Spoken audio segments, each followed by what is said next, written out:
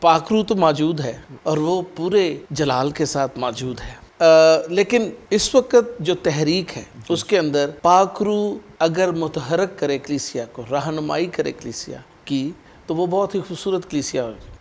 اس میں خدا کا خوف ہے، اس میں پاکیزگی آ جاتی ہے، بہت ساری چیزیں آتی ہیں۔ آپ کے پرسنل ایکسپیرینس میں اگر کوئی بھی کلیسیا جنرلی ہم دیکھ لیں پوری ملک کے اندر روح القدس کی رائے سے چلے تو کیسا لگے گا؟ بیسیکلی پہلی بات جو ہمیں سمجھنے کی ہے وہ یہ ہے کہ کلیسیا کا جب لفظ آتا ہے تو وہ یسوع مسیح فرماتے ہیں میں کلیسیا بناؤں گا۔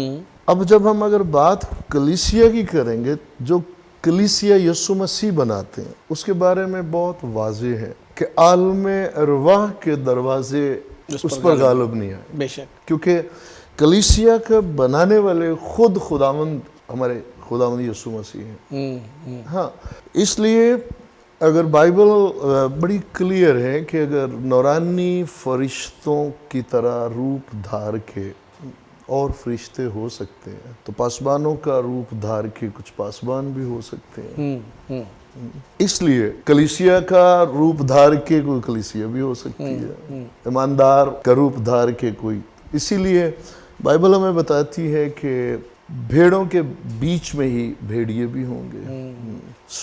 یہ ضرور ہے کہ یہ کوئی مشکل نہیں ہے اس بات کو سمجھنا کہ روح کی رہنمائی میں جب کوئی چلتا ہے تو وہ کیسا ہوتا ہے۔ اس کی جب ہم یہ آیت کو دیکھتے ہیں کہ یسوع مسیح ہمارے بزرگ پطرس سے فرماتے ہیں کہ جب ان پہ یہ ریویل ہوتا ہے، کیونکہ ان کے پاس بیسیکلی یسوع مسیح جو ہے جو کلیسیا کے بانی ہیں، ان کو ان کی انفارمیشن سے کوئی لائف ٹرانسفارم نہیں ہو سکتی، اس لیے یسوع مسیح انفرادی طور پر ہر ایک سے چاہتے ہیں کہ تو میرے بارے میں کیا جانتا ہے۔ تو وہ جب نبیوں کی انبیاء کی بات کرتے ہیں تو وہ ڈائریکٹلی ان سے کہتے ہیں تم میرے بارے میں، تم مجھے کیا۔